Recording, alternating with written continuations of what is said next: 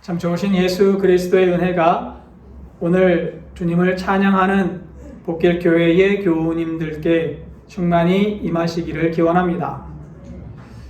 미국의 시카고에서 알코올 중독자에게 복음을 전하던 메일 트라더 목사님이라는 분이 계셨습니다. 이분은 집회를 할 때면 종종 자신의 과거를 간증하곤 하셨습니다. 한때 메일 트라더 목사님은 심각한 알코올 중독자였습니다. 술에 빠져서 가정을 돌보지 않았고 결국 그 때문에 3살 된 딸이 굶어 죽는 비극을 겪게 되었습니다. 딸의 장례식이 있는 교회를 찾아갔을 때에도 메일 트라더 목사님은 술에 취해 있었다고 합니다. 그리고 사람들이 기도하고 있을 때 그는 딸의 시신 앞으로 나아가서 그 신의 발에 신겨 있던 신발을 몰래 벗겨서 훔쳐 달아났습니다. 그리고는 그 신발을 팔아 술을 마셨습니다. 그는 훗날 예수님을 만나고 회심한 이후에 과거를 이렇게 고백합니다. 저는 죽은 딸의 장례식에서 신발을 훔쳤던 파렴치 범입니다. 하나님은 만물의 찌꺼기 같은 저를 다시 살려주셨고 하나님의 일꾼으로 삼아주셨습니다. 그분의 은혜는 제가 감당할 수 없는 은혜이고 제가 도저히 갚을 수 없는 사랑입니다. 라고 말입니다. 메일 트라더 목사님은 자신이 얼마나 큰 죄인인지를 알았기 때문에 하나님의 은혜를 더욱 깊이 깨달을 수 있었습니다. 그리고 그 은혜에 감사하며 이전과는 다른 삶을 살 수 있었습니다. 오늘 본문에서 바울 사도 역시 같은 고백을 합니다. 바울은 자신의 삶을 돌아보며 하나님의 은혜에 감사한다고 말합니다. 12절입니다. 나를 능하게 하신 그리스도 예수 우리 주께 내가 감사함은 나를 충성되이 여겨 내게 직분을 맡기심이니. 헬라어 원문을 보면 12절은 나는 감사한다 라는 말로 시작합니다. 바울 사도는 무엇보다도 하나님께 감사하는 말로 오늘 본문을 시작하고 있는 겁니다. 바울이 감사한 이유는 하나님께서 자신에게 능력을 주셨고 하나님의 일을 감당하게 하셨기 때문에 감사한다 라고 이야기합니다. 하나님께서 자신을 충성되다고 여기셨고 직분을 맡겨주셨다는 거예요. 그리고 그것이 감사하다고 말하는 겁니다. 저는 바울의 감사를 볼 때마다 한 가지 의문이 듭니다. 바울은 왜 이렇게까지 감사한 걸까라는 겁니다. 복음을 전하는 바울의 삶은 결코 편안하지 않았습니다. 그는 복음을 전하면서 수많은 고난을 겪어야만 했습니다. 고린도 후서 6장과 11장을 보면 바울이 복음을 전하면서 겪은 고난이 적혀 있습니다. 매를 맞았고 감옥에 갇혔고 돌에 맞았고 강도를 만났고 배가 파선하기도 했습니다. 바울은 궁핍했고 욕됨을 겪었다라고 기록합니다. 도저히 감사할 수 없는 상황입니다. 이러한 고난을 겪었음에도 바울은 이 직분을 주신 하나님께 감사한다라고 말하는 겁니다. 바울이 고난의 직분을 감사하는 이유가 무엇입니까? 바울은 내가 자격이 없는 사람이라는 사실을 알았기 때문에 하나님께 감사하고 있습니다. 구원받을 자격이 없는 사람에게 하나님께서 구원을 주셨고 그에 더해서 하나님의 일꾼으로 인정하셔서 직분을 주셨으니 감사할 수밖에 없다는 겁니다. 13절을 읽겠습니다. 내가 전에는 비방자요 박해자요 폭행자였으나 도리어 긍휼을 입은 것은 내가 믿지 아니할 때에 알지 못하고 행하였습니다. 바울은 자신의 과거를 숨기지 않습니다. 바울은 자신을 비방자요, 박해자요, 폭행자였다라고 이야기합니다. 사도행전 7장 58절을 보면 스데반 집사가 유대인들에 의해 돌에 맞아 죽을 때 돌을 던지던 유대인들의 옷을 맡았던 사람이 사울이었다라고 기록합니다. 사울은 바울이 회심하기 이전에 불렸던 이름입니다. 또 사도행전 9장은 사울이 그리스도인들을 결박해서 예루살렘으로 끌고 오려고 다메섹으로 가고 있었다라고 기록합니다. 바울은 교회를 핍박하는 일에 앞장섰던 사람이었습니다. 바울은 단순히 예수님을 믿지 않는 불신자가 아니었습니다. 바울은 그리스도를 비방하는 사람이었고 그리스도인들을 박해하는 사람이었습니다. 폭행자라는 말은 단순히 주먹질하는 사람을 말하지 않아요. 헬라어로 폭행자는 다른 사람을 모욕하거나 창피를 주는 일에 만족감을 느끼는 사람, 그런 사람을 폭행자라고 합니다. 그러니까 바울은 예수님을 비방하는 일에 만족감을 느꼈던 사람, 그리스도인들을 잡아서 그들을 괴롭히는 일을 즐겼던 사람이라는 겁니다. 바울은 말부터 행동, 생각까지도 그리스도를 미워했고 멀리하던 사람이었습니다. 그럼에도 하나님은 바울을 버리지 않으셨다는 거예요. 하나님은 바울에게 긍휼을 베푸셨다는 겁니다. 믿음이 없이 죄만 짓던 바울에게 하나님은 은혜를 부어 주셨습니다. 그것이 감사하다는 겁니다.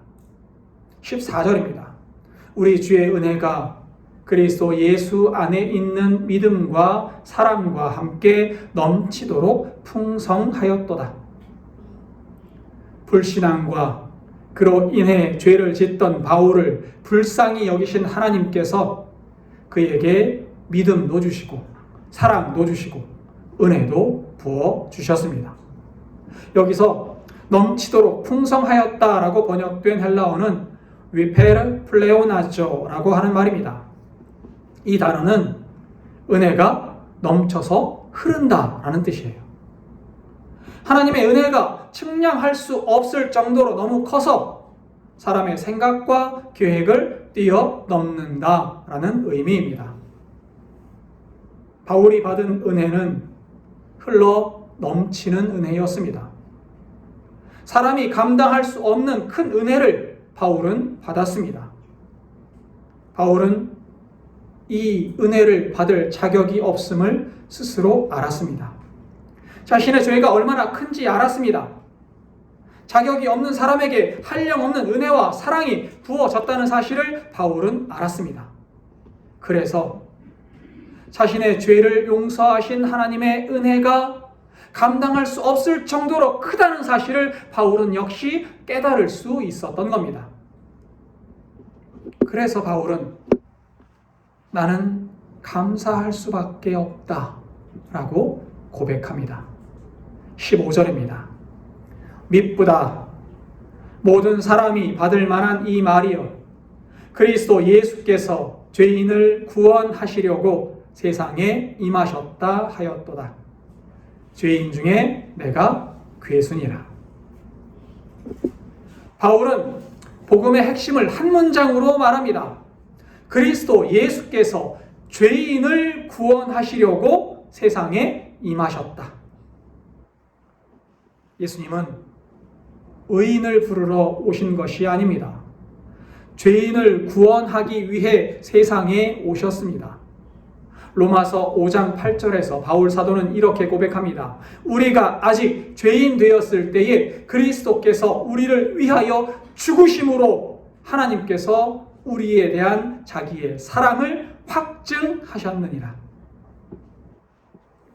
예수님은 우리가 아직 죄인이었을 때 우리를 구원하러 오셨습니다. 예수님은 우리가 죄로 가득할 때 우리를 위해 생명을 내어 주셨습니다. 그러니 내가 얼마나 큰 죄인인지를 알면, 내가 죽을 수밖에 없는 죄인이라는 사실을 깨달으면 예수 그리스도의 은혜가 얼마나 위대한지를 알 수 있습니다. 바울은 그래서 이렇게 고백합니다. 죄인 중에 내가 괴수니라. 괴수라는 말은 첫째 또는 으뜸이라는 뜻입니다. 그러니까 바울은 죄인 중에 내가 으뜸 가는 큰 죄인입니다 라고 고백하고 있는 겁니다. 이 말은 바울이 죄인이라는 사실을 강조하는 말이기도 하지만 죄를 용서하시는 예수 그리스도의 은혜를 강조하기 위해 표현한 말이기도 합니다. 예수님은 죄인 중에 으뜸 가는 괴수마저도 용서하셨습니다. 또한 이 괴수와 같은 죄인을 위해 생명을 내어 주셨습니다. 바울은 이 사실이 감격스러웠던 겁니다. 그분의 희생으로 말미암아 죽을 수밖에 없는 죄인이 용서를 받았고 구원을 받아 하나님 나라의 영원한 생명을 누릴 수 있게 되었기 때문입니다. 미국의 케네디 제임스 목사님은 구원에 대해서 이렇게 쓰신 것이 있습니다. 어떤 사람에게 5명의 친구가 있었습니다. 어느 날 이 5명의 친구가 은행 강도를 모의하고 있다는 것을 알게 되었습니다. 그래서 친구들을 찾아가서 간곡하게 만류합니다. 그럼에도 친구들은 그의 조언을 무시하고 은행 강도를 하려고 뛰쳐나갑니다. 친구를 말리고 싶었던 이 사람은 나가는 친구 중에 한 명을 붙잡고 뒹굴었습니다. 서로 치고 받고 싸우다가 결국 한 친구는 강도짓에 동참하지 못했습니다. 나머지 4친구는 어떻게 됐을까요? 은행을 털다가 사람을 죽이고 그들도 죽거나 경찰에 붙잡혀서 사형을 당하게 되었습니다. 이때 죽은 친구들은 자신의 죄 때문에 죽게 되었습니다. 그러나 은행 강도에 동참하지 못한 친구는 전적으로 친구의 사랑 때문에 목숨을 건지게 된 겁니다. 마찬가지입니다. 우리가 구원받은 것은 우리의 의로움 때문이 아닙니다. 우리가 죄를 스스로 끊어냈기 때문도 아닙니다.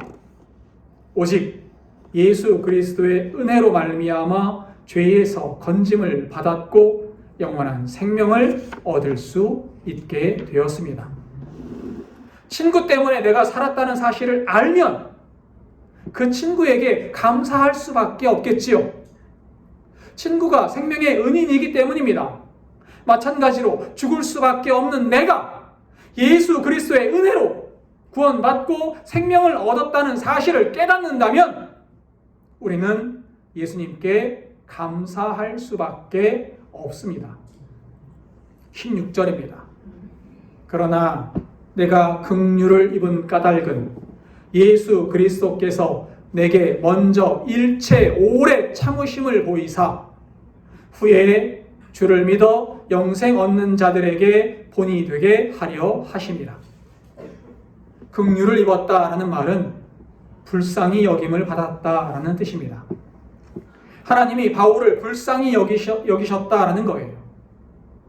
하나님이 바울을 불쌍히 여기신 것은 바울의 죄에도 불구하고 하나님께서 오래 참으셨기 때문이라고 고백하는 겁니다. 하나님은 자격 없는 바울을 불쌍히 여기셨고 사랑하셔서 영생의 길로 이끄셨습니다. 하나님께서 바울에게 긍휼을 베푸신 이유는 단지 바울 한 사람을 위한 것이 아니었다고 바울은 고백합니다. 하나님은 바울을 통해 하나님의 본보기를 보이신 겁니다. 바울 같은 사람도 구원받았으니 어떤 죄인이라도 구원받을 수 있다라는 사실을 보여주셨다는 겁니다. 여러분과 저도 자격이 없지만, 여러분과 저도 죄인이지만 하나님께서 우리를 불쌍히 여기시고 사랑하셔서 우리를 생명으로 이끄셨음을 바울을 통해 보여주셨다라는 겁니다. 하나님께서 바울을 불쌍히 여기시고 불신의 길에서 믿음의 길로 이끄신 이유는 우리의 구원이 전적인 하나님의 은혜로 된 것임을 알게 하시기 위해서라는 겁니다. 여러분과 저도 자격이 없지만 구원받았습니다. 여러분과 저도 죄인이지만 하나님의 은혜가 임하였습니다. 바울은 스스로 자격이 없는 사람이라는 사실을 알았습니다. 죄인이고 죄의 길에서 스스로 돌이키지 못했다는 사실도 알았습니다. 바울이 얼마나 큰 죄인이었습니까? 그리스도를 비방했습니다. 그리스도인들을 죽이려고 했습니다. 신앙인들의 고난을 보면서 즐거워하던 사람이 바로 바울입니다. 바울은 죄인 중에 괴수였습니다. 그럼에도 하나님은 바울을 버리지 않으셨습니다. 그를 구원하셨고 사도로 세우셨습니다. 그래서 바울은 자격 없는 나에게 직분을 주신 하나님께 감사하며 찬양을 올려드립니다. 17절입니다. 영원하신 왕, 곧 썩지 아니하고 보이지 아니하고 홀로 하나이신 하나님께 존귀와 영광이 영원 무궁하도록 있을지어다. 아멘. 바울은 하나님의 특징을 4가지로 묘사합니다. 첫째, 하나님은 영원하신 분입니다. 하나님은 세상이 만들어지기 전부터 계셨고 앞으로도 영원히 계시는 분이십니다. 시편 90편 2절은 이렇게 이야기합니다. 산이 생기기 전 땅과 세계도 주께서 조성하시기 전 곧 영원부터 영원까지 주는 하나님이시니이다.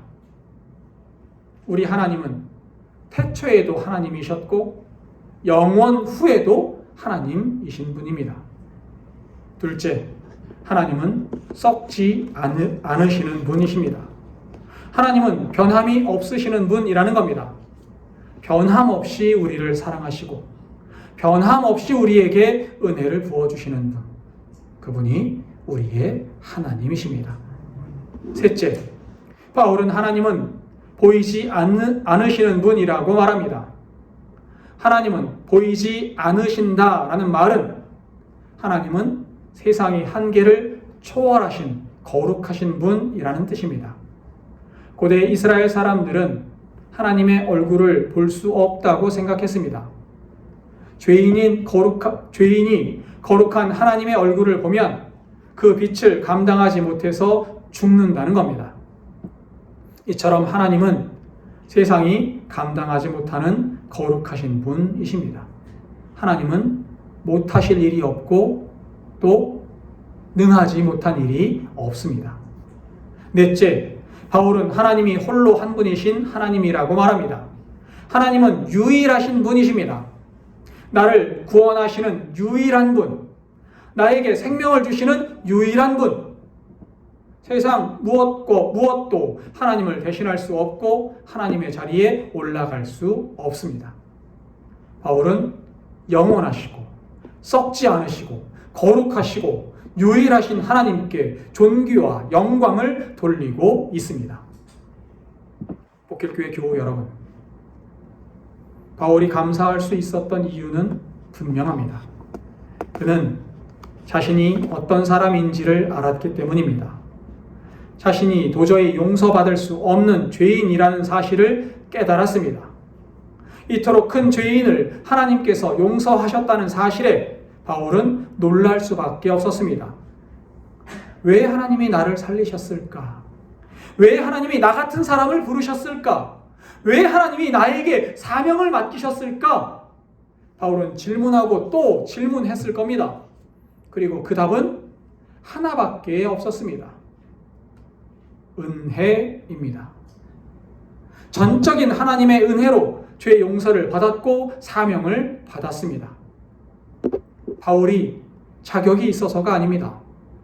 바울이 잘나서가 아닙니다. 바울이 하나님을 먼저 찾았기 때문도 아닙니다.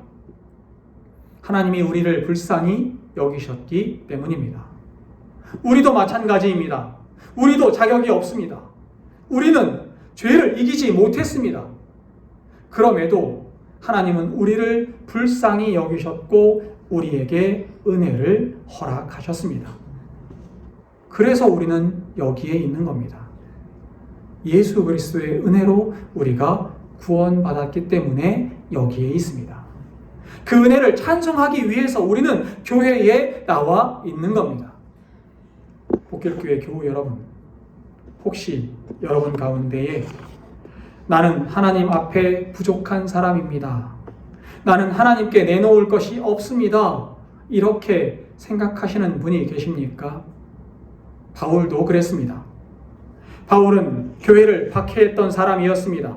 그리스도인들을 괴롭히던 사람이었습니다. 그러나 하나님은 그런 바울을 버리지 않으셨습니다. 그를 용서하셨고, 그를 구원하셨고, 그를 하나님의 일꾼으로 세우셨습니다. 그렇다면 여러분은 어떻겠습니까? 하나님은 여러분도 버리지 않으셨습니다. 하나님은 여러분도 부르셨습니다. 여러분에게 은혜를 베푸셨습니다. 그리고 지금도 여러분을 통해 하나님의 일을 이루고 계십니다. 그러므로 우리는 감사할 수밖에 없습니다. 우리가 구원받은 것도 은혜입니다. 우리가 교회에 있는 것도 은혜입니다. 우리가 직분을 감당하는 것도 은혜입니다. 여러분의 삶을 한번 돌아보십시오. 여기까지 온 것이 정말 나의 힘이었습니까? 아닙니다. 하나님의 은혜였습니다. 그래서 우리는 오늘도 하나님께 고백할 수밖에 없습니다. 주님, 감사합니다. 그리고 바울처럼 하나님께 영광을 돌려드려야 합니다. 영원하신 왕, 썩지 않으시고 보이지 아니하시고 홀로 하나이신 하나님께 존귀와 영광이 영원 무궁하도록 있을지어다. 교우 여러분, 하나님의 은혜를 기억하십시오. 그리고 그 은혜에 감사하며 살아가십시오. 그 은혜를 기억하며 기쁜 마음으로 주님의 일을 감당하는 복길교회 교우님들 다 되시기를 진심으로 기원합니다. 기도하겠습니다.